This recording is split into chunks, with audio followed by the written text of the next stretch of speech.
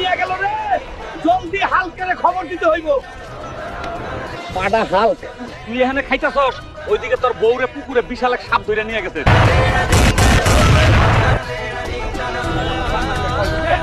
আমার বউ মইরা গেলে রান্না কইরা দিব কে, জামা কাপড় ধুইয়া দিব কে, যেমনেই হোক শালিরে বাঁচাইতেই হইব।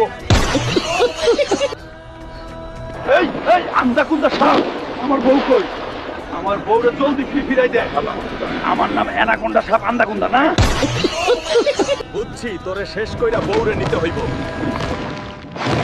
যাই, এইবার আমার বউটারে নিয়ে আসি।